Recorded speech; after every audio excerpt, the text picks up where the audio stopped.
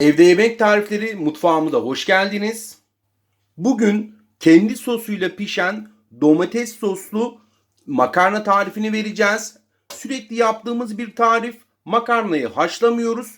Kendi sosuyla hazırlamış olduğumuz özel sosuyla birlikte pişiriyoruz ve çok lezzetli ve nefis oluyor.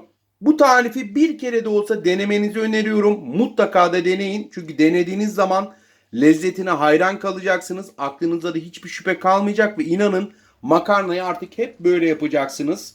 Ve nefis oluyor. Bizim makarnamız şu an yeni pişti. Lütfen beğenmeyi, bir saniyenizi ayırıp yukarıdan bizi takip etmeyi unutmayın.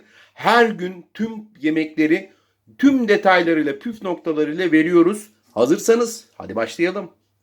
Bugün kendi sosuyla, özel sosuyla pişen domates soslu makarna tarifini vereceğim. 2 yemek kaşığı sıvı yağımı tencereme aldım. Biraz geniş bir tencere kullanacağım. 2 yemek kaşığı da tereyağımı koyuyorum. Şimdi tereyağımın erimesini bekleyeceğim.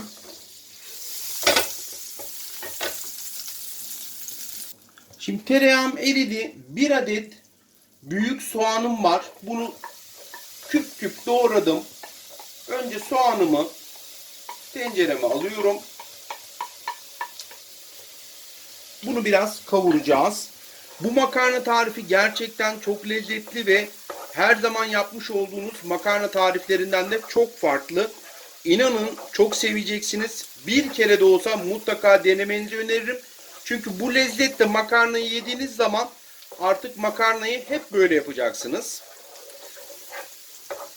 Soğanlarım birazcık kavrulsun istiyorum.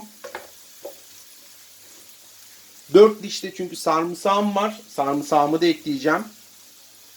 Şimdi soğanlarımı kavurduktan sonra 4 dişte küçük küçük doğramış olduğum sarımsağım var. Ben bunların hepsini hazır ettim ki süremizi yani fazla da uzun süreli sizi meşgul de etmeyelim. Yani sıkmak da istemedim. O yüzden bütün malzemelerimi önceden hazırladım. Ve bu şekilde de size sunum yapıyorum. Şimdi sarımsağımız da birazcık kavrulsun. Şimdi sarımsağım da kavrulduktan sonra 1 adet köy biberimi küçük küçük doğradım. Onu ilave ediyorum. Normal evde yeşil biberiniz varsa o da olur. Hani onu da koyabilirsiniz. Güzel bir lezzet verdiğini düşünüyorum. Şimdi bunu da şöyle güzelce soteleyelim. Biberlerimiz de çünkü yumuşasın. Şimdi biberlerim de yumuşadı. 1 yemek kaşığı da domates salçası şimdi ilave edeceğim. Şöyle. Salçamı da kokusu gidene kadar arkadaşlar güzelce kavuracağım. Şimdi salçamı da kavurdum. 4 adet domatesim var. Kabuklarını aldım.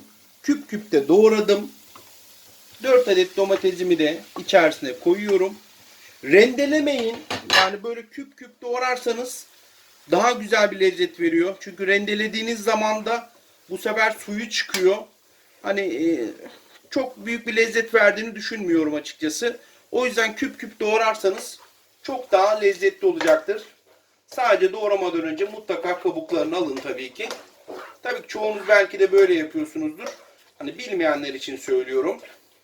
Çünkü bizim kanalı izleyen, evinde tek yaşayan çok takipçimiz var, aile bireylerimiz var, öğrenci kardeşlerimiz var. Bazen bizim mesela tavuklu pilav tariflerini yazan çok öğrenciler oldu. Abi dediler hani öğrenci evinde beklenmedik lezzet patlamaları yaşadık diye. Ocağımda bu arada orta ateşte domateslerimi güzelce soteliyorum. Çünkü iyice domateslerimin sünmesini, biraz erimesini bekleyeceğim. Şimdi tenceremin de kapağını kapatıyorum. Biraz domateslerimizin erimesini bekleyeceğiz çünkü. Şimdi kapağımı kaldırıyorum. Baharatları da bu arada ilave edelim. Şimdi baharatlarım da şunlar. 1 tatlı kaşığı tuz, 1 tatlı kaşığı nane, çay kaşığının ucuyla karabiber, Bir çay kaşığı da tatlı toz biber ilave ediyorum. Mesela taze kekiğiniz varsa o da olur bu arada. Hani onu da ilave edebilirsiniz. Şimdi bunu bir karıştıralım.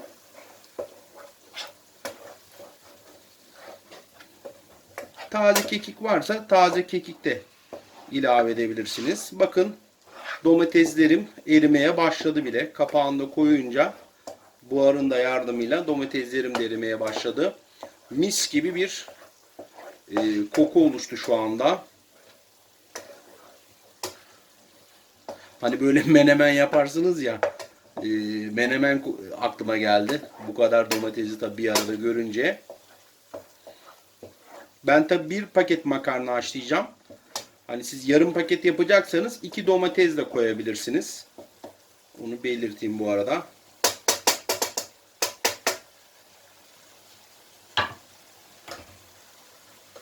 Kapağımı da koyayım. Birazdan domateslerimin erimesini bekleyeyim. Evet, domatesler istediğim kıvama geldi. Şimdi bir pakette makarna koyacağım. Bu Pasta Villa'nın rotini makarnasını koyacağım. Farklı makarna da koyabilirsiniz. Size kalmış.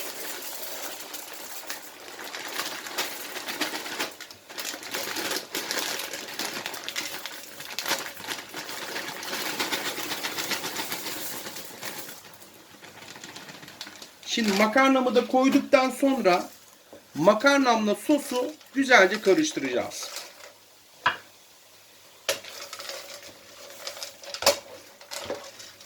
Bu sosu makarna komple bir yesin.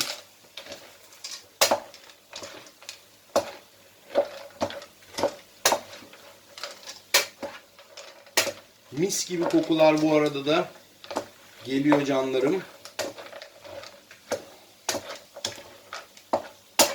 Evde Yemek Tarifleri kanalımızın ailesi gerçekten makarna tariflerini seviyor. Çok da yorum geliyor. Böyle daha önce de domatesli makarna tariflerimiz vardı. Böyle haşlamadan yaptığım spagetti ve farklı soslar da var.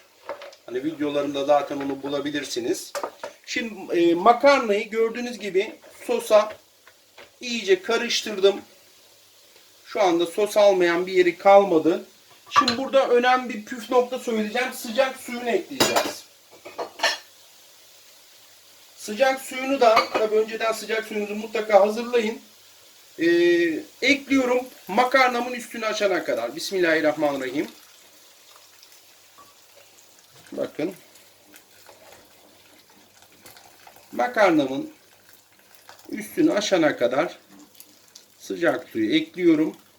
Bu tarifte makarnayı haşlamıyoruz. Haşlamadan kendi sosuyla domatesli sosla makarnamızı çünkü haşlayacağız.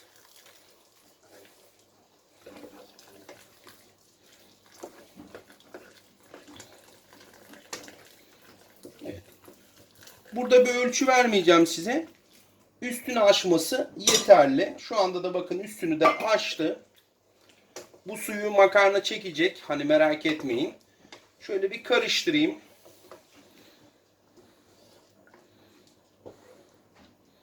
Evet. Şimdi kapağımı kapatacağım. Orta ateşte yalnız arkadaşlar. Kısmayın. Orta ateşte ve ara ara da mutlaka karıştıracağız. Hani orta ateşte pişecek. Ara ara mutlaka gelin makarnanızı karıştırın. Çok lezzetli ve enfes bir tad olacak. Merak etmeyin. Şimdi ara ara karıştırarak pişmesini ve makarnanın suyunu çekmesini bekleyeceğiz. Evet, makarnamız pişti. Suyunu da iyice çekti. Bakın şöyle de göstermek istiyorum. Karıştırıyorum. Piştikten sonra da kapağıyla 5 dakikada beklettim. Tamamıyla buharıyla beraber tamamen suyunu da çeksin istedim. Ve harika oldu. Sürekli yaptığımız bir tarif. Şöyle servis tabağıma da alıyorum. Mutlaka bu tarifi, bu makarna tarifini denemenizi istiyorum. Çünkü bir defa yaptığınız zaman artık vazgeçemeyeceksiniz bu tariften. İnanın çok lezzetli.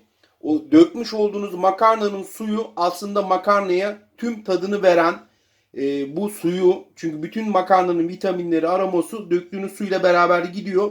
Biz kendi suyunda pişirdik ve mükemmel oldu. Mutlaka denemenizi öneriyorum. Beğenmeyi, bir saniyenizi ayırıp yukarıdan takip etmeyi unutmayın. Her gün yeni tariflerle karşınızdayız.